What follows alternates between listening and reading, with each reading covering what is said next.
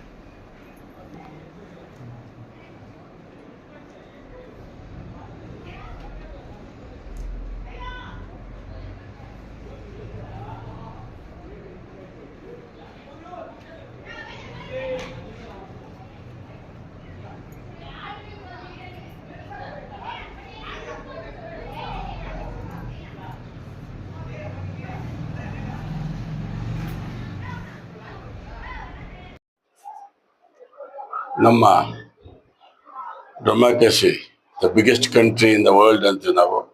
ಅದಕ್ಕೆ ಸಂವಿಧಾನ ಕೊಟ್ಟಂತ ಡಾಕ್ಟರ್ ಬಾಬಾ ಸಾಹೇಬ್ ಅಂಬೇಡ್ಕರ್ ಅವರು ಮತ್ತು ಅವ್ರ ಟೀಮ್ ಇವತ್ತಿಗೆ 134 ವರ್ಷ ತುಂಬಿ 135 ವರ್ಷಕ್ಕೆ ಕಾಲಿಡ್ತಾ ಇದ್ದೀವಿ. ಏನಿವತ್ತು ಶೋಚನೀಯ ವರ್ಗಗಳು ಏನಿತ್ತು, ಯಾಕಂದ್ರೆ ನಮ್ಗೆ 1947ನಲ್ಲಿ ಸ್ವತಂತ್ರ ಬಂದ ಮೇಲೆ ಸಂಪೂರ್ಣವಾಗಿ ಸ್ವಾತಂತ್ರ್ಯ ಬಂದಕ್ಕೆ ನಮ್ಗೆ ಸುಮಾರು 2 ವರ್ಷ ಆಯಿತು.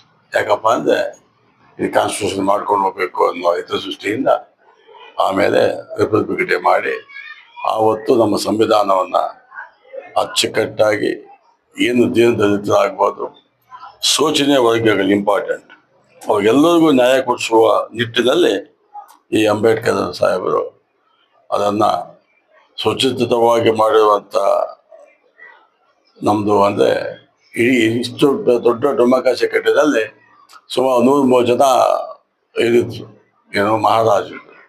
ಇದನ್ನೆಲ್ಲ ಕೂಡಿಗಿಳಿಸಿ ಎಲ್ಲ ಜಾತಿಯವರಿಗೆ ಎಲ್ಲ ವರ್ಗದವರಿಗೆ ನ್ಯಾಯ ಸಿಗಬೇಕು ಅನ್ನೋ ಹಿತದೃಷ್ಟಿಯಿಂದ ಸುಮಾರು 2 ವರ್ಷ ಟೈಮ್ ತಗೊಂಡು ಇವು ಟೀಮ್ ಎಲ್ಲ ಮಾಡಿ ಅಚ್ಚುಕಟ್ಟಾಗಿ ಮಾಡಿಕೊಟ್ಟಿದ್ದು. ಇವತ್ತು ಅದಕ್ಕೆ ಪ್ರತಿಯೊಬ್ಬರಿಗೂ ನ್ಯಾಯ ಸಿಕ್ಕಿದೆ. ಹೆಣ್ಣು ಮಕ್ಕಳಿಗೆ ವೋಟಿಂಗ್ ಕೊಡಬೇಕಾದ್ರೂ ಒಂದು ಮುಖ್ಯ ಸಿಂಹಪಾಲಿದೆ. ಹಂಗಾಗಿ ಇವತ್ತು ಇದು ಜಾತ್ಯತೀತ ನಡೆಸುವಂಥ ಹಬ್ಬ. ಇದು ಸುಮ್ಮನೆ ನಾವು ಅಂದ್ಕೊಳ್ತೀವಿ SC ಅಂತ, SC ST ಅಂತಲ್ಲ ಇಂಪಾರ್ಟೆಂಟ್, ಎಲ್ಲ ಶೋಷಿತ ವರ್ಗಗಳು ಇವರನ್ನ ಇವತ್ತು ಪೂಜಿಸುವಂಥ ದಿವಸ. ಇವತ್ತು ಆ ದಿವಸ ತುಂಬ ಅಚ್ಚುಕಟ್ಟಾಗಿ ಶಿಸ್ತುಬದ್ಧವಾಗಿ ಮಾಡಬೇಕು.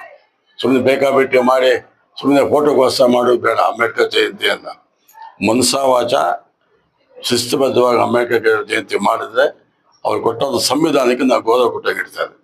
ಹಂಗಾಗಿ ನಾವು ಗೌರವಪೂರ್ವಕವಾಗಿ ಅವರ ಆಚರಣೆಯನ್ನು ಮಾಡಬೇಕು ಅಂತ ಥ್ರೂಔಟ್ ತಾಲೂಕು ಯಾರೇ ಮಾಡಲಿ, ನಾಟ್ ಓನ್ಲಿ ತಾಲೂಕು, ಸ್ಟೇಟ್ ಆಗ್ಬೋದು, ಕಂಟ್ರಿ ಆಗ್ಬೋದು, ಫೋಟೋಗೋಸ್ಕರ ಮಾಡೋಕ್ಕೆ ಹೋಗಬೇಡಿ. ಭಕ್ತಿಯಿಂದ ಶ್ರದ್ಧೆಯಿಂದ ಮಾಡಿ ಅಂತ ಕೋರಿಕೊಳ್ಳುತ್ತೇನೆ. ದೇಶದ ಹೆಮ್ಮೆಯ ಪುತ್ರನಾದ ಡಾಕ್ಟರ್ ಅಂಬೇಡ್ಕರ್ ಸಾಹೇಬರಾದ ಅವರು ಕೊಟ್ಟ ಸಂವಿಧಾನವನ್ನು ನಮ್ಮ ಎಲ್ರಿಗೋಸ್ಕರ ಅವರು ಕಷ್ಟಪಟ್ಟು ಸಂವಿಧಾನ ತಂದು ನಮಗೆ ಸ್ವಾತಂತ್ರ್ಯ ಕೊಡಿಸಿ ಸಂವಿಧಾನವನ್ನು ಕೊಟ್ಟಿದ್ದಾರೆ. ಆ ಸಂವಿಧಾನದ ಪ್ರಕಾರ ನಾವೆಲ್ಲರೂ ನಡ್ಕೊಂಡು ಅವರ ಕಾಲ ನಡಿಗೆಯಲ್ಲಿ ನಾವು ನಡೀಬೇಕಂತ ಶುಭಾಶಯಗಳನ್ನು ತಿಳಿಸ್ತಾ ಎರಡು ಮಾತುಗಳನ್ನು ಮಾತಾಡಕ್ಕೆ ಅವಕಾಶ ಎಲ್ಲರಿಗೂ